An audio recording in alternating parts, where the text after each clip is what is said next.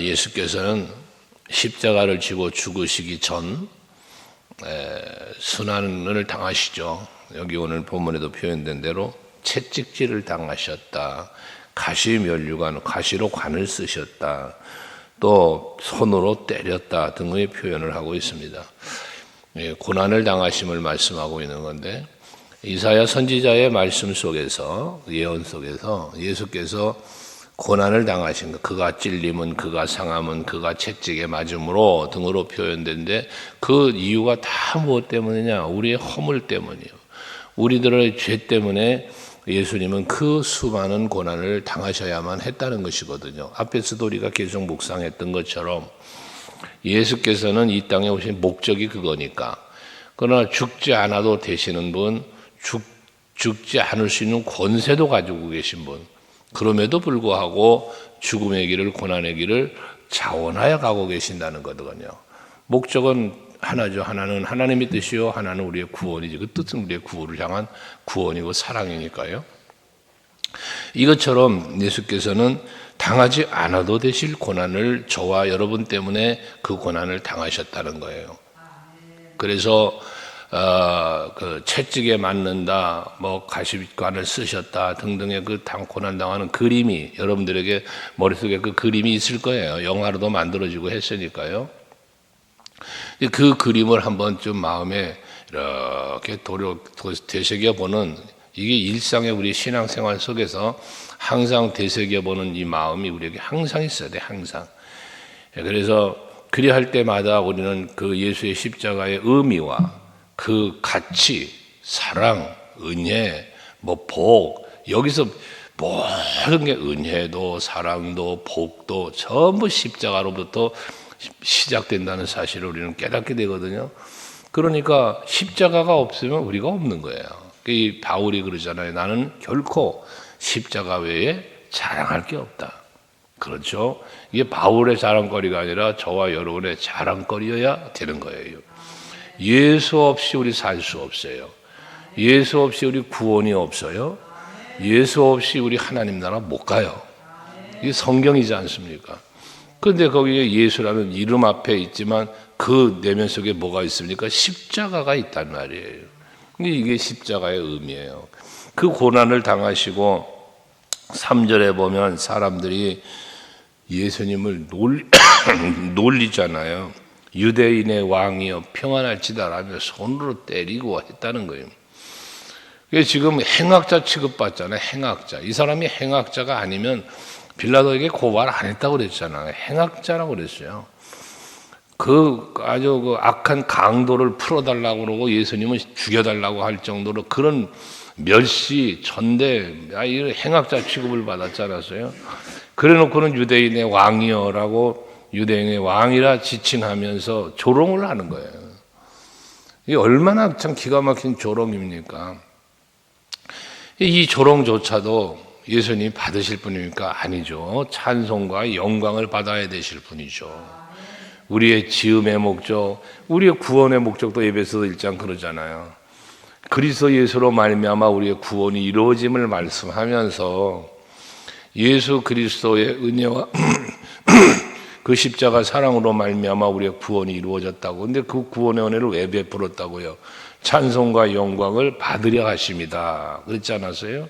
그러니 예수님은 당 시대에도 마찬가지, 오늘날 우리들의 시대에도 마찬가지, 창세전부터 영원까지 영광, 찬송과 영광을 받으셔야 할 분이 예수예요. 그런데도 불구하고 지금 이러한 멸시, 천대, 조롱 이거 다 받고 있는 거거든요. 다시 말합니다. 무엇 때문에? 저와 여러분 때문에라는 거예요. 그래서 4절에 보면 빌라도가 다시 밖으로 나와서 사람들 앞에 말하는 거예요. 이 사람을 데리고 너희에게 나오나니, 이는 예수님을 데리고 나왔다. 빌라도가 왜 데리고 나왔는가를 말하죠. 이는 내가 그에게서 아무 죄도 찾지 못한 것을 너희로 알게 하려 함이더라. 그러니까 빌라도가 데리고 나온 이유가 뭐냐면 이 사람 죄 없어. 이 사실을 저희가 알리라고 했거든요. 그럼 이게 뭐냐? 풀어주려고 했다는 거예요. 데리고 나왔다는 건 풀어주려고 했다는 거예요. 왜? 죄가 없으니까. 이걸 너희들에게 알려주려고 지금 빌라도가 예수님을 관전에서 밖으로 데리고 나왔다는 거거든요. 죄가 없다는 사실이 이렇게 밝혀지는 거예요. 빌라도는 아는 거예요. 뒤에도 반복적으로 얘기를 하지만 죄를 짓지 않았다는 사실을 계속해서 빌라도는 말하냐. 빌라도는 이 예수님을 풀어주려고 어떻게든지 했다는 거잖아요. 고민했다는 거잖아요. 이유는 하나예요. 죄가 없다. 죄가 없다. 그래서 그 세례 요한이 예수님의 공생애 때에 그 이제 세례 요한을 통해서 세례를 받기 전에 세례 요한이 외치잖아요. 예수님에 대하여 보라 세상 죄를 지고 가는 어린 양이로다. 세상의 죄를 지고 가는 어린 양이로다. 그 성경에서 선지자들을 통하여 예언하셨던 말씀 속에 그 세상 죄를 감당할 어린 양, 이 어린 양은 무슨 양이야? 흠없는 어린 양이에요. 이게 예수님이에요. 그러니까 죄가 없으신 분이라는 거예요. 이게 그런데 뭐 때문에? 우리 죄 때문에 대속제물 됐다는 거 아니에요? 이게 이런 말씀들을 우리가 묵상하면서는 다시 말하지만 우린 감격해야 됩니다. 이게 감격스러워야 되는 거예요. 그 앞에. 그러나 사람들은 뭐라 말합니까? 5절에 보면 예수께서 가시관을 쓰고 자색 옷을 입고 나오니 빌라도가 그들에게 말하되 보라 이 사람이로다. 지금 복장을 가시관을 쓰고 자색 옷을 입고 왕들이 자색 옷을 입는다고 그러잖아요. 그러니까 겉으로는 그렇게 조롱하기 위해 입힌 거예요. 조롱하기 위해서 입힌 옷, 조롱하기 위해서 씌운 관이에요. 그게 가시관이에요. 그러니까 사람들이 말하기를 십자가에 못 박으라는 거예요. 십자가에 못 박아서 죽이라는 거죠. 결국 뭐예요? 버림받은 어린 양이에요. 버림받은 어린 양. 우리의 죄를 위하여 대속제물로 세상 죄를 지고 가는 어린 양이로다.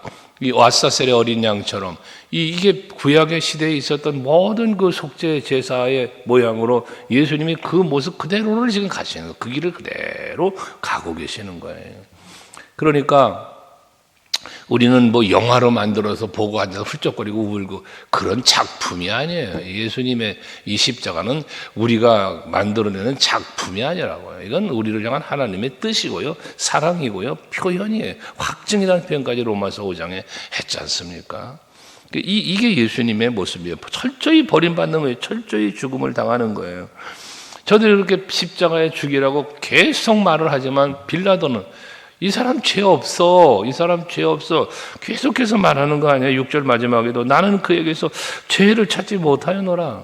너희들은 십자가에 죽이라고 하는데 난 아무리 생각해도 이 사람에게 죄를 발견하지 못한다. 너희들이 말하는 십자가형은 당시에 어떤 형입니까?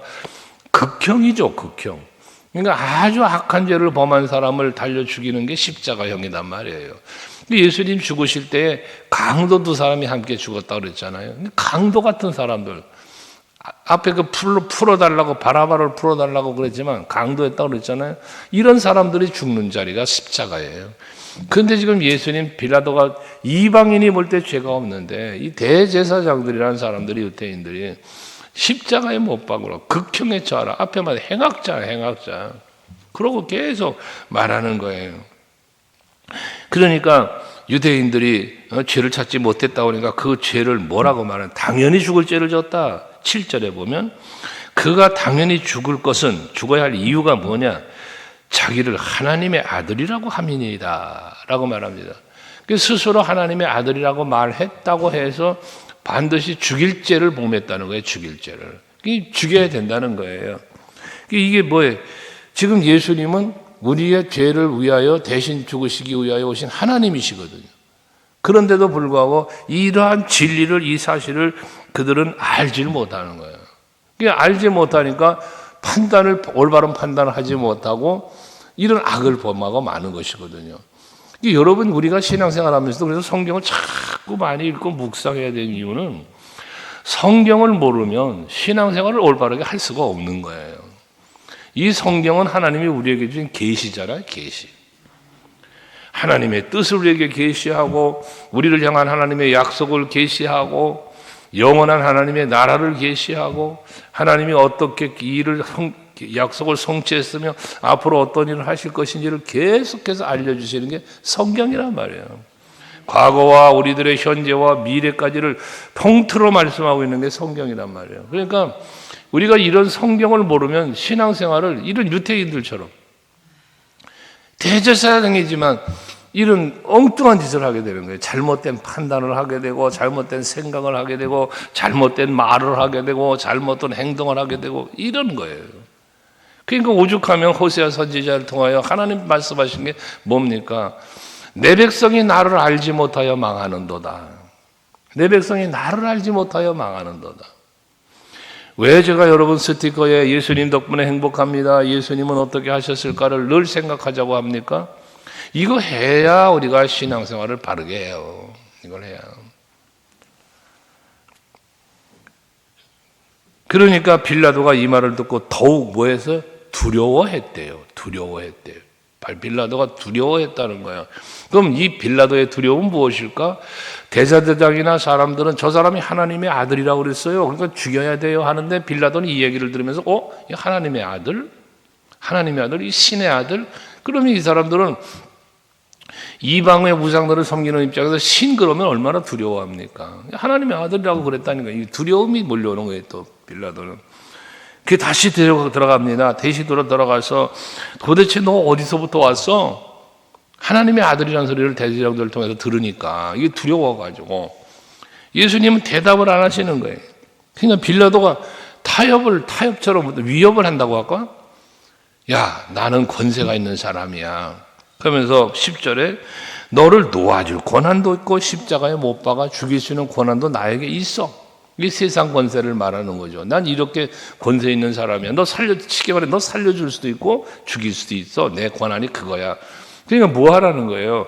그러니 너 나한테 살려달라고 해, 그 말이죠. 나한테 살려달라고 해, 그 말을 하는 거죠. 그럼 내가 너 살려줄 수 있어. 나에게 그런 권한이 있어, 그 말이잖아요. 그러니까 예수님께서 하신 말씀이 뭐예요?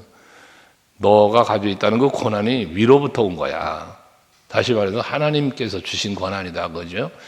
그러니까 세상의 주권자들도 하나님이 세우셔야 된다고 말씀하잖아요. 하나님이 세우지 않으면 한 나라의 대통령, 왕 될 수 없다는 얘기예요. 모든 권세 하나님에게로부터 온다는 거거든요. 예수님 그 말씀하시는 거예요. 당신이 가지고 있다는 그 권한, 이거 위로부터 오는 거예요. 위로부터 오는 거. 위에서 주지 않았으면 나를 대할 권한이 당신에게 없어. 근데 당신한테 나를 넘겨준 그 사람들이 더 나빠. 라며 어떤 면에서는 빌라도를 지금 빌라도의 두려운 마음을 알잖아요.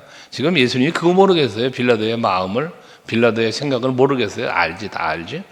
그러니까 뭐 하는 거야? 당신 권한 하나님이 준 거야. 근데 당신보다 나를 넘겨준 저 사람들이 더 나빠. 하고 빌라도를 어떤 면에서는 위로하는 거지, 위로. 이게 참 예수님의 마음이에요. 끝까지 십자가에 달려 죽으면 이제 뒤에 나오겠습니다만은 배려하는 마음, 자기가 죽으면서까지도 이런 게 예수님의 마음이거든요. 예수님 어떻게 하셨을까 속에 그런 게 다 들어가는 거야. 예수님 어떻게 하셨을까? 나를 죽이면서 바울을 통하여 말씀하신 것처럼 너를 핍박하는 자가 있느냐 그를 축복해라. 그리고 저주하지 말아라. 이런 말씀을 바울을 통해서 하셨잖아요. 예수님이 그걸 몸소 보여주신 거야. 그걸 몸소 보여주신 거예요. 그게 빌립보 교회 편지하면서 하신 말씀 아닙니까? 본체 하나님이신데 하나님과 동등됨을 취할 것으로 여기지 아니하시고 종의 형체를 가지고 인간의 몸을 갖고 이 땅에 오신 분이 예수님이야. 그러니까 이 마음을 너희도 품어야 된다. 바울의 권면 아닙니까? 하나님이 우리에게 주신 말씀이고요. 그러니까 빌라도가 예수를 놓으려고 힘썼다잖아. 11절에 예수를 놓으려고 힘썼으나 유대인들이 소리를 질러대는 거예요. 소리를 질러대면서 이 빌라도의 마음을 움직인 말 한마디가 뭐냐. 거기 보면 12절 마지막에 그러죠. 이 사람을 놓으면 가이사의 충신이 아닙니다. 이 가이사의 이름을 들어. 이 로마 총독이죠. 이 가이사의 충신이 아닙니다. 빌라도는 지금 가이사에게 충성을 해야 될 사람이다 말이에요. 그런데 지금 유대인들이 뭐 합니까? 당신 만약에 이 예수를 죽이지 않으면 가이사에게 충성하는 게 아니야 라고 말을 하는 거예요. 그러면서 무릇 자기를 왕이라고 하는 자는 지금 자기 스스로 왕이라고 하는 자는 가이사를 반역하는 겁니다. 뒤에 15절에 가보면 가이사 외에 우리에겐 왕이 없습니다. 이렇게까지 얘기하잖아요. 그러니까 가이사의 이름을 듣고 빌라도는 그만 예수님을 내어주고 마는 거예요. 세상의 큰 권세 앞에 작은 권세가 굴복하는 모습을 보여주고 있는 것이기도 하죠. 이게 가이사의 권세예요. 당시 시대 상황적 가이사의 권세는 대단했습니다. 근데 그 글을 따르고 있는 빌라도의 입장에서는 가이사의 말 한마디면 빌라도가 죽어요. 그러니까 자기 권세를 지키고 자기가 살려니까 어떻게 돼? 죄 없는 예수를 내어줘야만 하는. 유대인들은 그걸 아는 거야. 빌라도의 약점을 아는 거예요. 그러니까 가이사 외에 우리에겐 왕 없어요. 자기를 왕이라고 하는 사람을 풀어줘요? 그럼 당신 가이사한테 반역하는 거야. 라면서 빌라도를 위협한 거죠. 위협을. 이 가이사는 빌라도는 죄 없다는 사실을 알면서도 그를 내어줄 수밖에 없는 이러한 그 연약함도 우리는 보게 되어지는 거고, 세상의 권세 앞에 굴복하는 이러한 모습도 우리는 보게 되어지는데, 어쩌면 빌라도의 이 모습이 우리에게도 있는 모습이라는 거예요. 이 성경을 묵상하면서 우리에게 가룟 유다 같은 모습이 있고, 베드로 같은 모습이 있고, 여기 빌라도 같은 모습이 있고, 유대인들과 같은 모습이 우리 안에, 내 안에 있다는 게 문제예요.